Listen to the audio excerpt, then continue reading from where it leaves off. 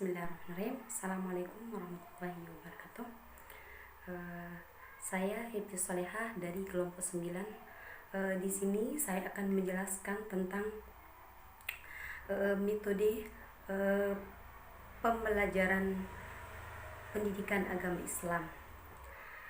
Baik, saya langsung saja untuk mempersingkat waktu. Di sini secara etimologi, menurut Ramayulis, kata metode berasal dari bahasa Yunani, yaitu metos dan hodos. Meta berarti melalui, sedangkan hodos berarti jalan atau cara. Jadi metode berarti cara atau jalan untuk dilalui atau dilewati.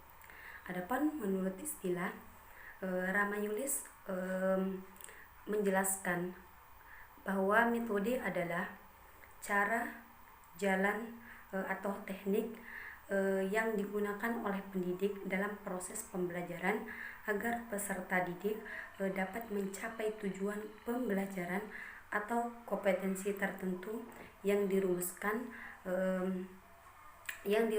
dalam silabus mata pelajaran. Adapun metode mempunyai peran penting dalam pembelajaran, yaitu sebagai jembatan yang menghubungkan pendidik dan peserta didik menuju kepada tujuan pendidikan Islam yang membentuk kepribadian Muslim. Sejalan dengan hal tadi, jauh sebelum sistem pendidikan lahir seperti saat ini, Rasulullah SAW bersabda kepada Abu Musa al-Asy'ari dan Mu'adz bin Jabal ketika mereka akan pergi ke Yaman, yang artinya Rasulullah SAW bersabda, "Mudahkanlah, janganlah engkau mempersulit, berikanlah kabar gembira, dan janganlah engkau memberikan kabar yang menyusahkan sehingga mereka lari darimu." Hadis riwayat muttafaqun alaih. Nah, dari hadis di atas dapat kita simpulkan bahwa pendidik atau guru dalam menyampaikan materi dan bahan pendidikan harus benar-benar memudahkan dan tidak mempersulit peserta didik.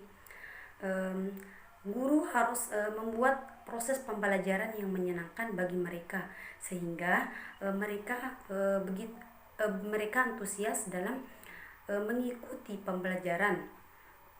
Guru jangan membuat suasana menjadi monoton sehingga peserta didik mudah jenuh dan merasa bosan dalam mengikuti proses pembelajaran, sehingga proses pembelajaran akan berhasil mencapai tujuan yang diharapkan. Adapun tujuan dari metode pembelajaran agama Islam yaitu bersifat teoritis. Menurut Zuhairini, Abdul Ghaffar dan Slamet, bahwa tujuan mempelajari metode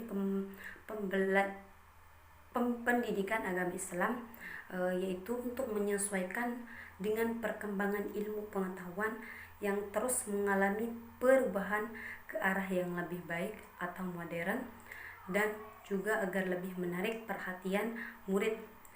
Adapun tujuannya itu adalah untuk mendalami berbagai teori konsep tentang perkembangan pembelajaran pendidikan agama Islam yang sesuai dengan tuntutan zaman di mana siswa hidup.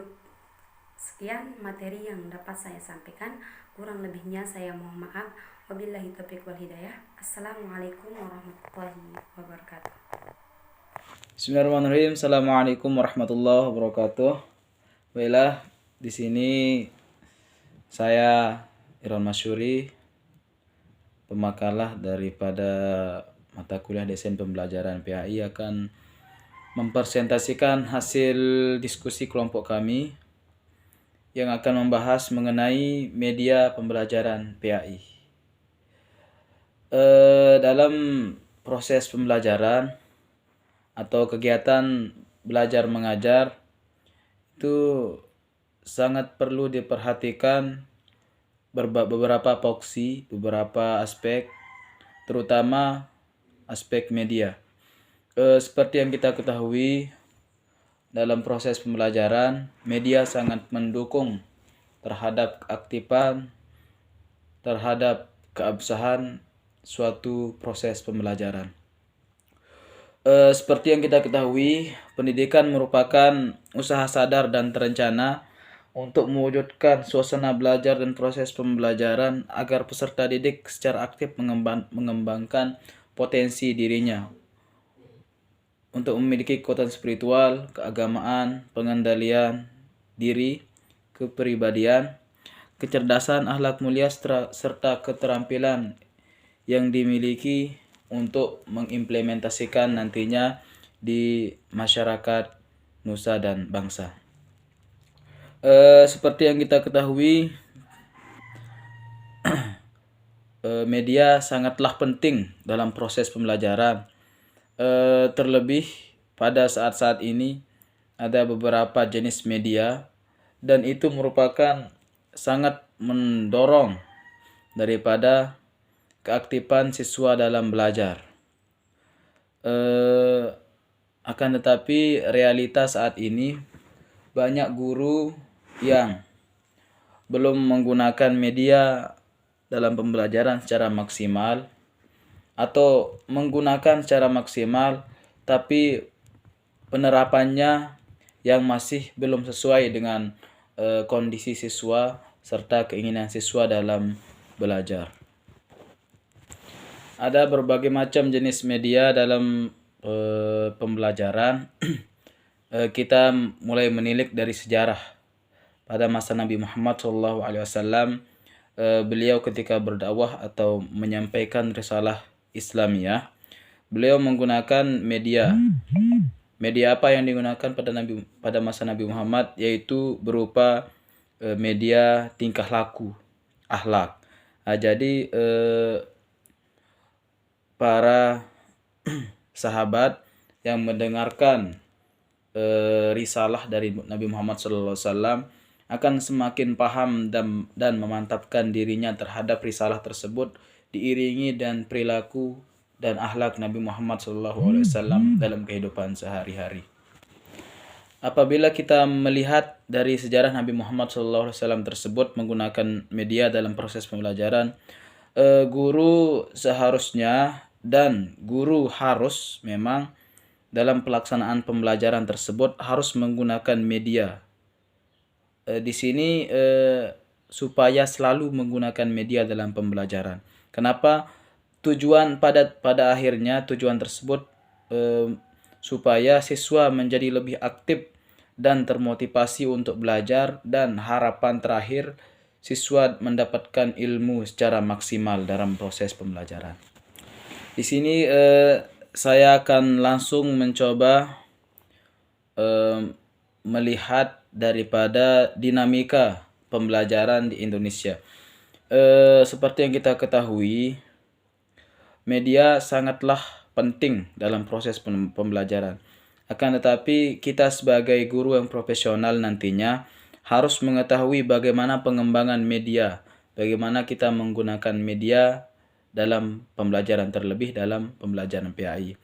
Yang pertama, ada beberapa langkah yang harus diperhatikan ketika ingin mengembangkan media dalam proses pembelajaran atau menerapkan media dalam pembelajaran. Yang pertama, menganalisis kebutuhan dan karakteristik siswa. Nah, ini sangatlah penting. Kenapa? Kita harus mampu menyesuaikan. Kita harus mampu menghubungkan antara kebutuhan siswa, karakteristik siswa dengan media yang kita gunakan. Sehingga nantinya dalam proses pembelajaran, siswa akan menjadi nyaman, siswa akan lebih maksimal dalam proses berpikir, dalam proses argumentasi. Nah, itu harapan dari proses pembelajaran tersebut.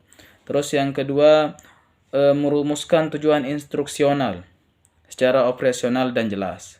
Nah, terus yang ketiga, merumuskan butir-butir materi secara terperinci yang dapat mendukung tercapainya tujuan. Nah, materi yang kita sampaikan kepada siswa hendaknya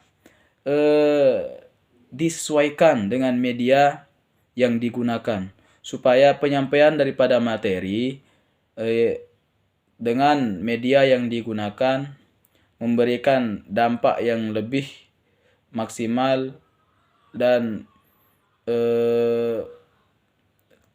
lebih mendukung terhadap keaktifan siswa dalam pembelajaran. Terus yang keempat, mengembangkan alat ukur keberhasilan.